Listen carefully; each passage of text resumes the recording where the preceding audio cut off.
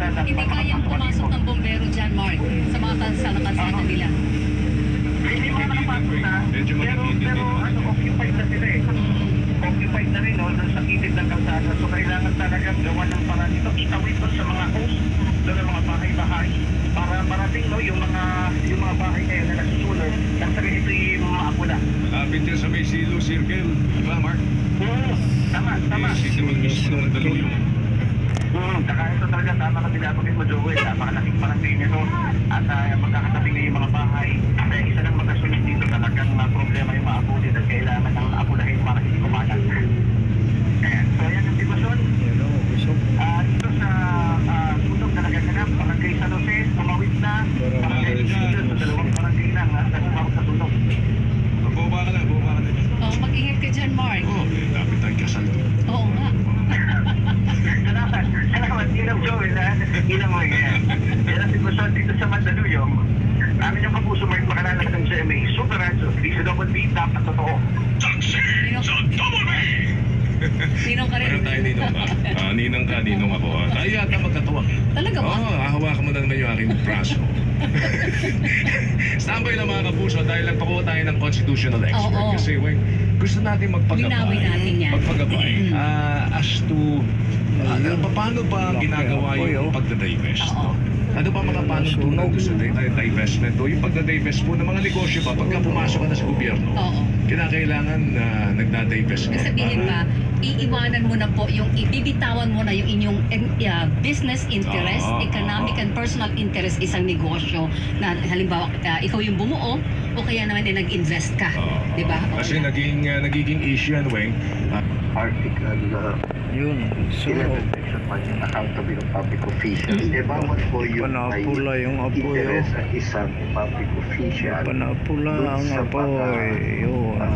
private corporations na merong kinalaman sa mga kontrata sa gobyerno. Kasi nga ang ina-avoid nito yung conflict of interest na tinatawag o kaya yung maaaring paggamit ng influensya o boto ng apoy, public official para mapaburas yung private corporation. Lawak na nasunog. Requirement ko dyan under yung Code of Conduct of Public Officials, kailangan mag-divest ka. Paano halimbawa po, Attorney Cayosa, kailan ka magdadivest? Kung ikaw ay official, bago pa ikaw ay sumalang sa eleksyon, kailangan nakapag-divest ka na? Or pwedeng kahit nahalal ka na, nanalo ka na, nakaposisyon ka, pwede kang in process pa rin ang pag-divest mo?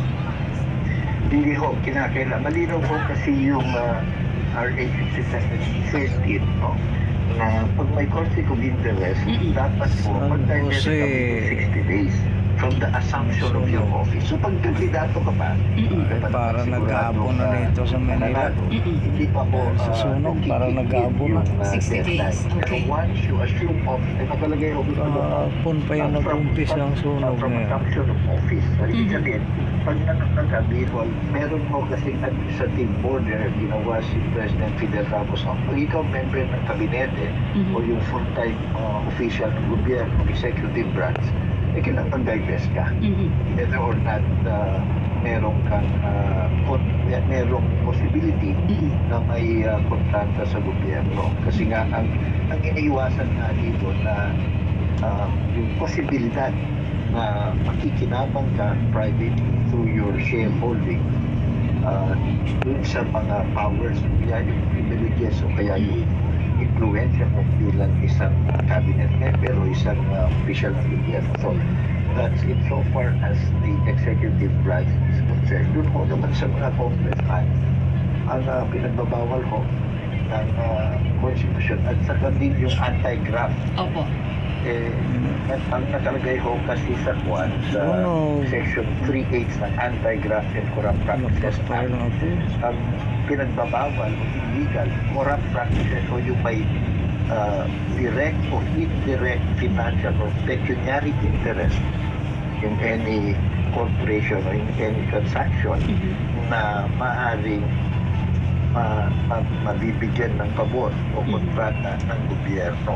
So yun ho ang mga basihan sa lahat nito. So kaya ang in the spirit and intention ng lahat ng mga ito, yung sa ating Para Constitution, nag-abo na sa sa uso. at saka yung rules implementing yung code of conduct, yung maiwasan mo yung even the possibility or perception na maaari kang makinabang.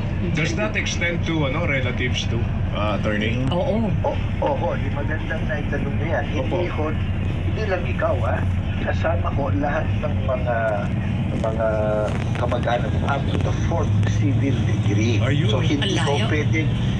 pwedeng mag-divest kahit bigay mo sa misis mo o Oo. sa anak mo. Hindi kasi may maraming ganyan, attorney, kagaya ni, Anak, di ba si Saldi ko? Oo. Yung kanyang construction company, nandun yung kapatid niya, andun yung asawa niya, Correct, di ba? oo. Andun yung anak niya.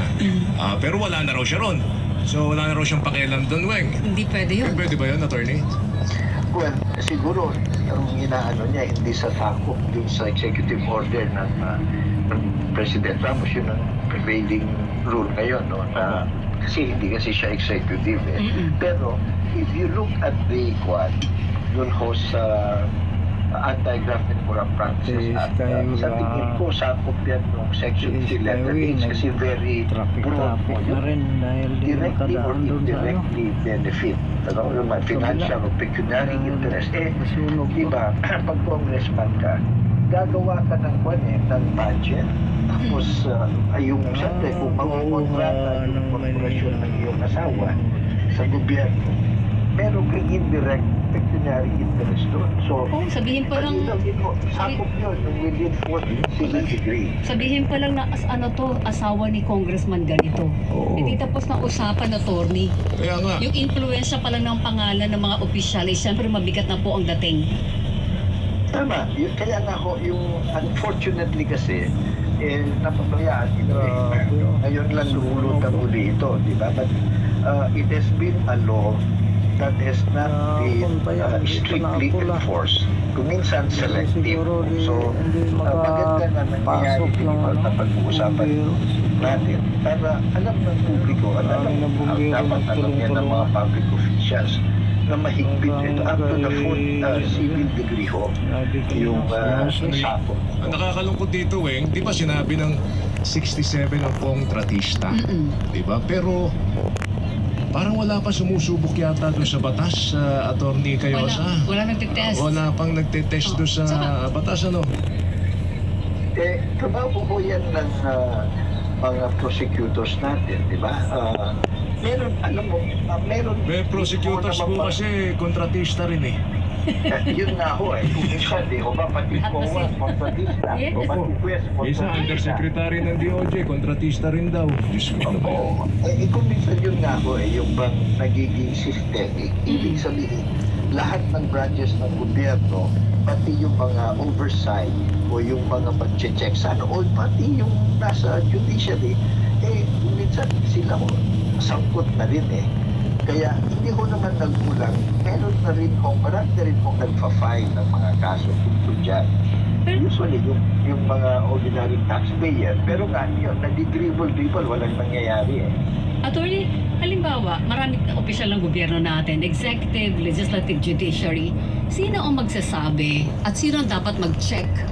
Meron bang tanggapan ng gobyerno na nag-check sa mga business interest na lahat ng gobyerno and whether sila ay nag-divest o hindi? Kasi sa atin, ang alam lang natin, ang pagbasihan lang natin ngayon ay SALN. Di ko ba SALN? Ang problema sa SALN, di ba sinasabi ko yung Sir Joel, pag na-deposit na yan sa depository body, wala nag-check kung tama o mali ang laman ng SALN ng mga government officials. Unless may mag-question at sumabit sa mga corruption issues kagaya ng flood control projects. Tsaka lang